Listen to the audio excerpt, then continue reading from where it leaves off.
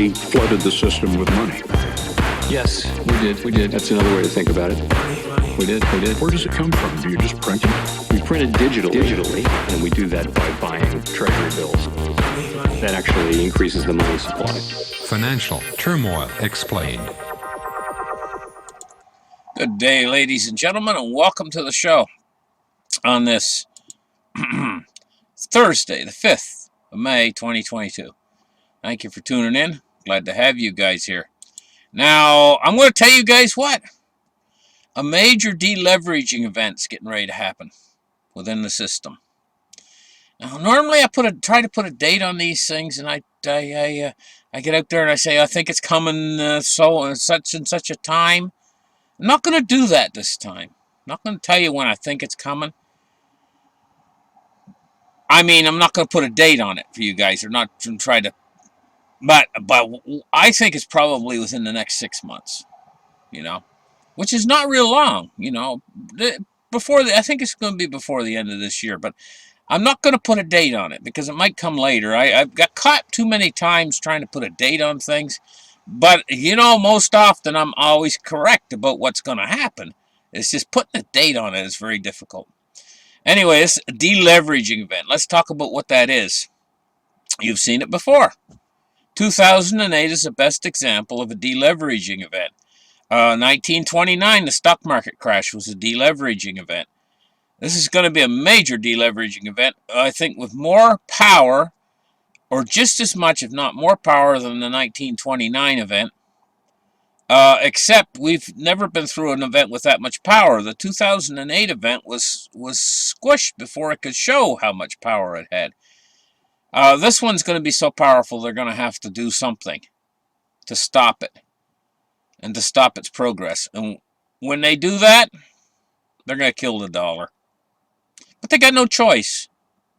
This is going to be it. The major deleveraging event, and then to repair it, they're going to have to repair it. Because it's going to, if left, it will shut down the credit markets. Basically freeze the financial system if they don't do nothing about it. So they're going to have to fix it. This is like gangrene to the system. This is like a heart attack to the system that's coming, to the financial system. And if they don't do something about it, the system will die. It's as simple as that. Because it's going to be a deleveraging event with such enormous deflationary power. And why is the same thing right now that's causing all this inflationary power in the system is what's going to cause the deleveraging event. It's going to cause it to shift in the opposite direction. So we got this dead ahead. Let's get the charts started and take a look at these markets and see what's going on. Let's start the charts right here. Take a look. First thing we're going to take a look at is silver today. Silver is running at 2 cents up at $22.97. So it's hovering around a $23 mark. It's extremely low price for silver. It's like I told you guys the other day, when you saw the price going down, some people are thinking, oh, it might go down to $17, $18, $19, you know. Well, you know, mining production costs have increased significantly. And the reason why is because fuel costs have increased significantly. Silver mining uses an awful lot of diesel fuel. It uses an awful lot of fuel, period. That's what it uses to get silver out of the ground, is energy. And mostly in the form of fossil fuels, which have went up in price tremendously, you know. And so that's passing its cost off to the price it takes to get silver out of the ground. And it's simple.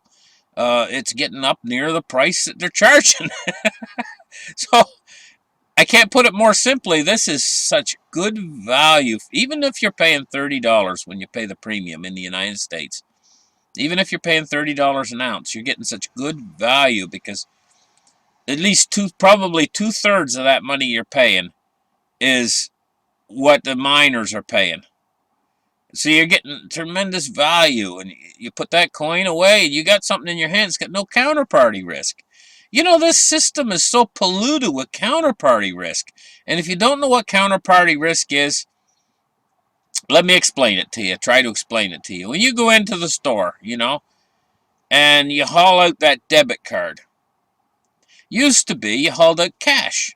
Cash doesn't have a counterparty risk. You hand cash to the teller, and it's a transaction between you and the teller. That's two parties. It's a two-party transaction. Nothing can go wrong. But now with the debit card, you've got a third party there.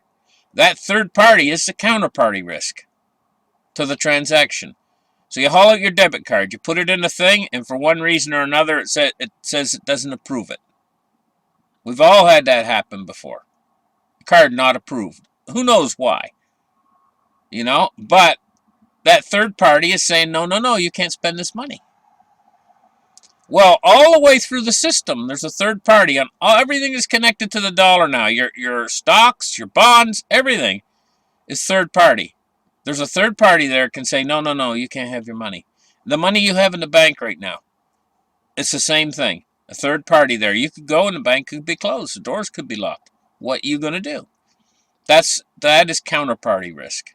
You see, when you own physical silver and it's in your hand, there is no counterparty risk. And if you make a transaction with that, it's just like the cash, if somebody's willing to make the transaction. The thing about nowadays is they've taken silver away from being a monetary metal, but it is still actually truly a monetary metal. And you'll find out, if the system crashes, you'll find out how quick that silver is still a monetary metal.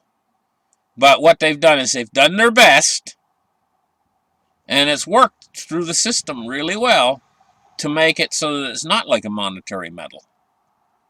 Ben Bernanke said it, I think he said anyway, was it him or somebody else who said it's a barbarous relic from the past, the physical metals. Such a statement just gives their attitude of what they're trying to do. They are actually trying to make it so that all units of payment around the world are third party and just basically are just credit. We're just passing credit around from one person to another. Fugazi. Not even something that's real. Something that can evaporate overnight and leave you high and dry with no means of making payment to anybody. Or with a currency that's valueless. They've structured this system to fail. And now the pug's going to be pulled on it. That's what this contraction I'm talking about is. And you've got to have some way of buying your baby formula or whatever when the crisis hits. Because, if you got a baby, he ain't going to stop wanting to eat, or feed, and you got to have a way, not just for yourself, but for your kids, to actually purchase things. And the government, you can't rely upon them totally 100%. Yeah, they might come along with this UBI or whatever, but the value of that might sink like a stone, or like a rock in the water, once they actually release it and start giving free money to everybody. How does that work, anyway? Let's take a look at gold now. Gold is at $18.97. It's up $15.40. The markets out there, they just big time gave the Federal Reserve a Bronx cheer with that markets going up 1,000 points, nearly 1,000 points. That was just giving the powers that be a Bronx cheer, a raspberry, thumb in their nose at the powers that be and what they're trying to do right now. Let's take a look now at cryptocurrencies. We're seeing the cryptocurrencies are up a little bit too.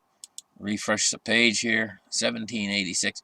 Looking at a price of Bitcoin at 39,320. Seems fairly stable today too. When this deleveraging comes, it's going to come suddenly, and it's going to come because interest rates are going too high. And we're seeing the interest rates starting to climb. What's that trigger point? There's a trigger point there. I'm not exactly sure what it is. When interest rates get high enough that they're going to trigger this deleveraging of the system. It's just as simple as that. They cannot have interest rates go too high now, the way the system is over leveraged, and it's going to break. It'll break, and it breaks suddenly toward deflation, and that's going to create a panic. And then they're going to, it might look, guys, it might all happen on one weekend. Friday night, everything's stable, and Monday morning everything's stable again, but changed. In the respect that maybe they have a deleveraging within the system, a massive deleveraging, and the Fed has to come in and fix it. And in fixing it, they destroy the dollar. And so Monday morning you might wake up and the dollar's taking a haircut. Maybe your bank account will have taken a haircut. And you'll never seen it coming. And then from that point forward, you're going to be looking at inflation like you've never seen before, and the destruction of your fiat currency in the bank. And you might not be able to get into these, because when that Monday morning comes, when they open everything back up again after they've fixed it, silver and gold might go up so high in cryptocurrencies you can't get in anymore. Or if you do get in, it's the amount that you can buy will be very restricted from what you could buy now. In other words, it could go up like overnight. Silver and gold could go up. Silver could be like over $100 an ounce. Just like in a few days after that situation would happen, after the Fed would fix a deleveraging.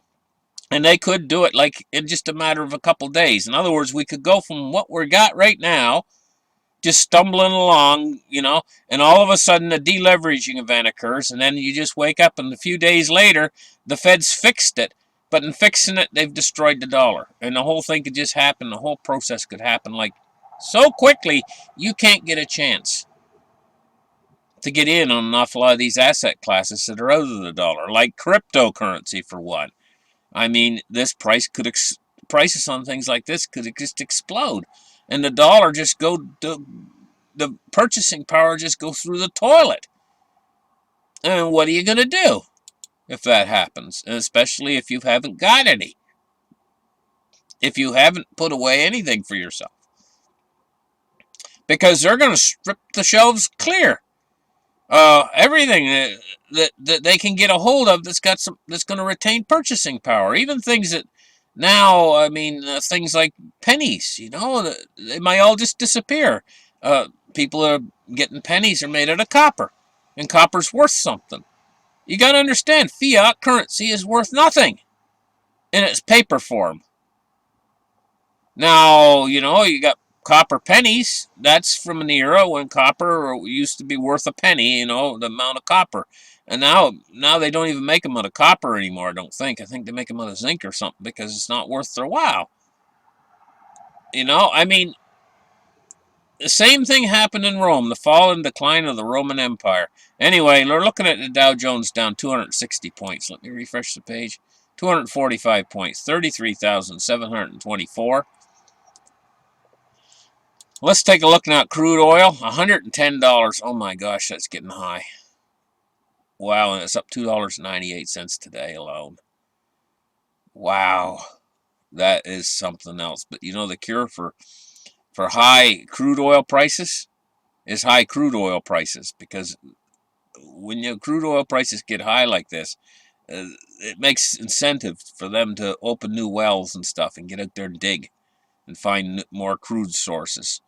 Move index today, 121.99. So it's down a little bit, but over the year, you can see it's just steadily increasing. It's heading toward this event. That's what the move index is, your stability in your credit markets. And we're heading toward this event. I told you, this deleveraging.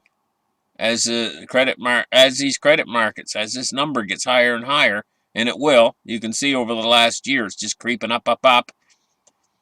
It's going to hit a certain point where it's just going to pop, and then they'll have to fix it. It requires money. It's the only thing that they can do. The only tool they have is money creation. And so that's what they'll do. Fed go burr, basically. I know they're not doing it right now. I know right now they're trying to pull everything in, trying to haul all the money back in again. But they're going to have to go burr again. And that's going to be the end of the dollar this time. Because we've reached the point where it's ready to happen. And we've never been to that point before where it's ready to happen. So this time when they go burr, it's over. And this is why they're doing what they're doing. Because they know that.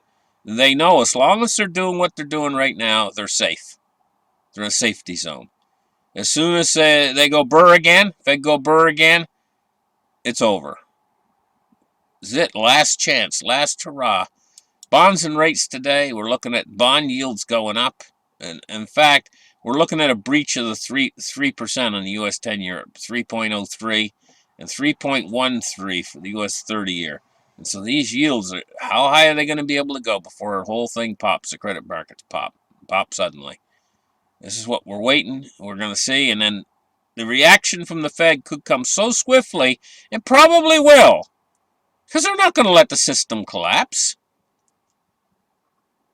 And so the reaction on the other side of this meltdown, I'm going to call it a meltdown or a deleveraging, is going to be to re-support it. And they're going to do it fast. Emergency meetings. And I've been talking about this for years. I've said how they're going to convene emergency meetings. And when they come out of the emergency meetings, all the press will be there. And everything's going to go the other way as far as the financial system's concerned. The deleveraging will be over. They will fix it no matter how many trillion they have to print. I don't care. They don't care, I should say. 10 trillion, 20 trillion, what does it matter? It's just Fugazi. They'll just create a whole bunch of new Fugazi and it'll be the end of the dollar. And if you're not in at that point, that's going to be the shifting point. That's what I'm trying to tell you guys, is you got to wait for it. That's where your silver and gold is going to shine, because at that point, they're going to realize that they've lost control, and they ain't even going to try. And in fact, these big bullion banks that have been suppressing the price of gold and silver to the downside, they will work just as hard to push it up because they hold gold and silver. Banks like J.P. Morgan, they hold physical vaults full of it stuff, and they'll just push it just as hard to the upside once they realize this game is over for downside manipulation. They'll do upside manipulation. And you know, I'm being extremely conservative when I say $3 days for silver to the upside, multiple $3 days to the upside for silver. That's extremely conservative. It's probably going to be more like $30 days to the upside, where they have to actually stop the market for I think they stop it for 15 minutes. It hits $3 up. Bing, they stop it, and then they stop it a second time. I think after the third time, they just let her go. And what you going to do about it? You come in the next day and silver's went up $30 that day and $30 the next day. What you going to do about it? You know? And it'll end. It'll end, yeah. Because when it gets up high enough, the people that are packing silver, they'll come back in and sell into the market and whatever shortage you got or what thing like that. When the price gets high enough so that they can realize a profit, which hasn't happened in years, but it's coming. Let's take a look now at U.S. dollar index at 103.38, and it's going up. See, this is what you see. This is what Jim Willie said for years. He said the dollar's going to go up, and then poof, annihilate itself. And I think he was right on the money. But again, the timing sort of thing, you know. Timing is difficult. Thank you guys for listening to my show. Hit that like and subscribe. Listen, I need more subscribers. You guys are doing great. But, you know, if you got friends or anything, tell them about my channel. Say, hey, you know, I know this guy, and he's been right for the last 7 or 8 years on almost everything he's talked about. And now he's calling. You got to listen to his show. He's calling for a credit freeze and the banking system to have a bank holiday or whatever, and the whole system to readjust over probably a very short period of time, and us to have inflation like you've never seen before. And you can tell them, you got to do something to protect yourself from this inflation. Watch his show, and he's going to talk all about you buying silver and gold and cryptos to protect yourself. You know? because it's coming, and it's coming fast. Thank you guys for listening. Like and subscribe, and we'll catch you guys in the very next show. Bye-bye.